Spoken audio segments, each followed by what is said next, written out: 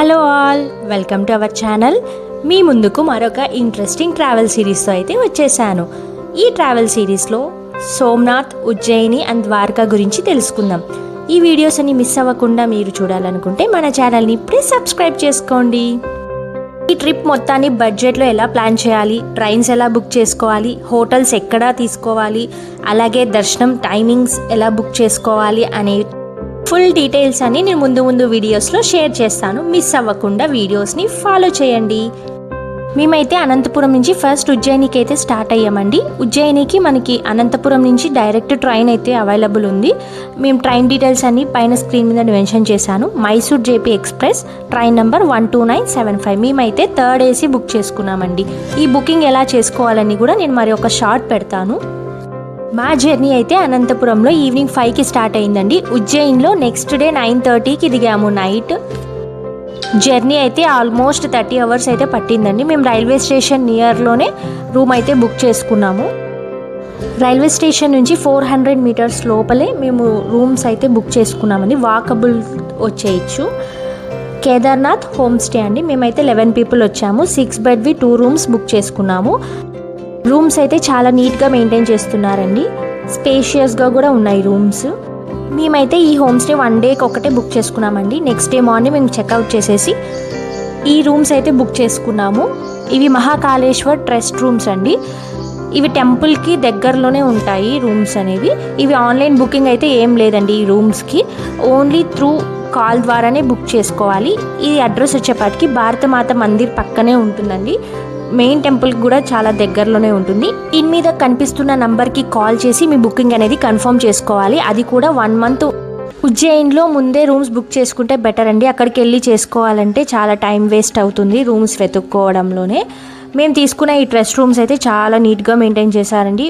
ఈ ఉజ్జయిన్లో private rooms అయితే అస్సలు నీట్గా లేవని రివ్యూస్ చూసాం మేము.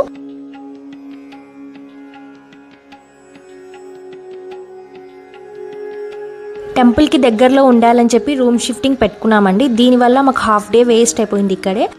ఈ రూమ్స్ కాస్ట్ అంతా స్క్రీన్ మీద వేస్తున్నాను చూడండి. కాంటాక్ట్ డీటెయిల్స్ కూడా ఇచ్చాను. మీరు ముందే బుక్ చేసుకోండి ఉజ్జయినికి వచ్చేటట్టు అయితే.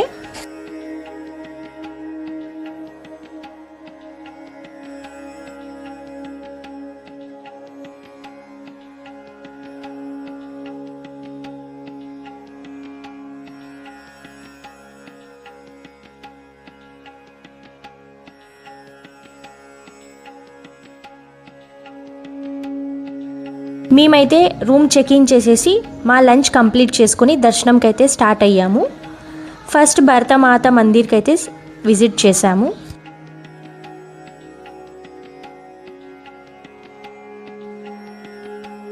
ఈ ఆలయంలో ఉన్న అతిపెద్ద ఆకర్షణ అఖండ భారతదేశం యొక్క భారీ 3D మార్బుల్ మ్యాప్. ఇందులో భారతదేశంలోని పర్వతాలు, నదులు, పురాతన పుణ్యక్షేత్రాలు మరియు 12 జ్యోతిర్లింగాల స్థానాలను స్పష్టంగా చెక్కారు. ఇంకా లోపలికి వెళ్తే ఇక్కడ భారతమాత మనకు దర్శనమిస్తారు. సుమారు 16 అడుగులు ఎత్తైన విగ్రహంతో ఉంటారు ఇక్కడ భారతమాత. చుట్టూ నవదుర్గలను అమర్చారు.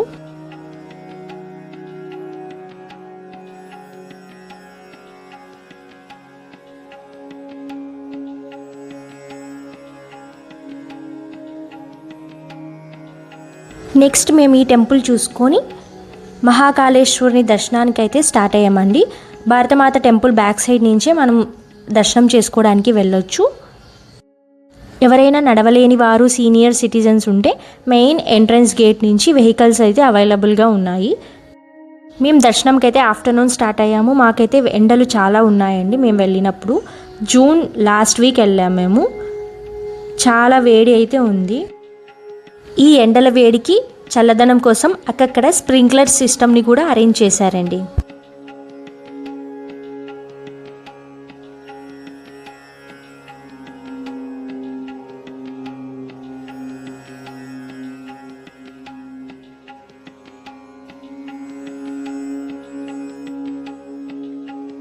భరతమాత మందిర్ నుంచి ఒక 15 మినిట్స్ వాక్ చేశాక టెంపుల్ బిల్డింగ్లోని లైన్స్లోకి అయితే మనం ఎంటర్ అవుతామండి.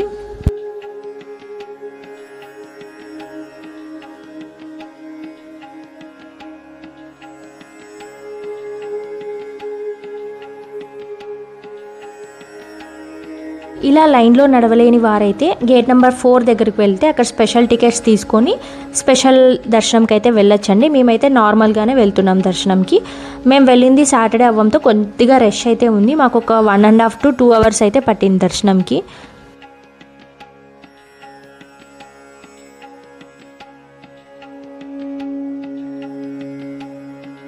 ఇలా చాలాసేపు లైన్లో వెయిట్ చేసి నడుస్తూ వెళ్తే మీకు కనిపిస్తున్న ఆ ఎంట్రన్స్ నుంచి లోపలికైతే వెళ్ళాలి స్వామివారి దర్శనానికి.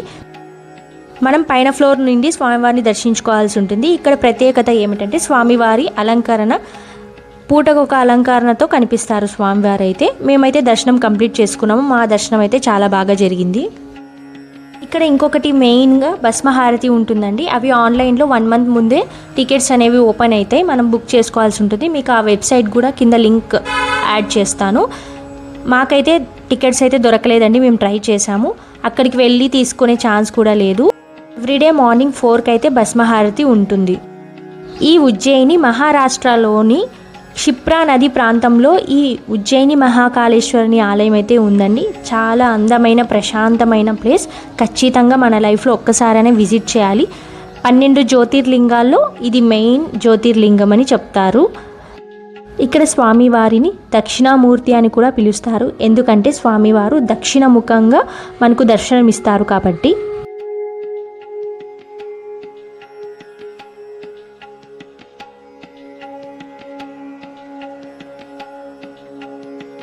ఇక్కడ ఇంకొక main attraction Mahakaleshwar corridor log అని పిలువబడి ఈ కారిడార్ అండి. ఇది దాదాపు 350 కోట్ల బడ్జెట్తో కన్స్ట్రక్ట్ చేశారండి. చాలా అందంగా ఉంది. దాదాపుగా 108 పిల్లర్స్లో శివుడు, నంది, విఘ్నేశ్వరుల విగ్రహాలను చెక్కారండి. నైట్ అయితే ఈ లైటింగ్స్తో ఈ కారిడార్ అయితే చాలా అందంగా ఉంది. మాకు అప్పుడే కొద్దిగా చినుకులు అయితే స్టార్ట్ అయ్యాయి. ఆ రోజు ఈవినింగ్ చల్లని వెదర్, ఆ కారిడార్ యొక్క అందాలు కళ్ళకి పండగలాగే అనిపించాయండి. చాలా అద్భుతంగా ఉంది. అందరూ ఒకసారి ఎక్స్పీరియన్స్ చేయాలి.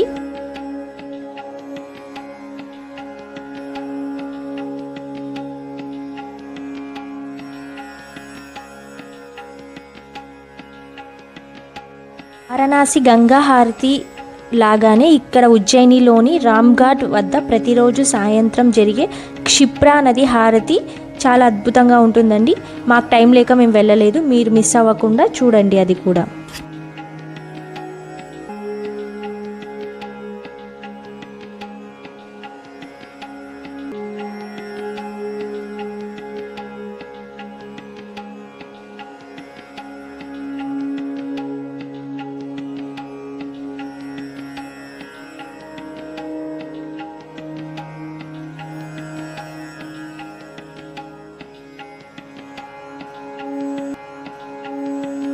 మేమైతే ఆఫ్టర్నూన్ స్వామివారి దర్శనం చేసుకున్నాక ఒక వెహికల్ అయితే మాట్లాడుకొని చుట్టూ సైట్ సీయింగ్ అయితే వెళ్ళామండి. చుట్టూ టెంపుల్స్ కూడా ఉన్నాయి.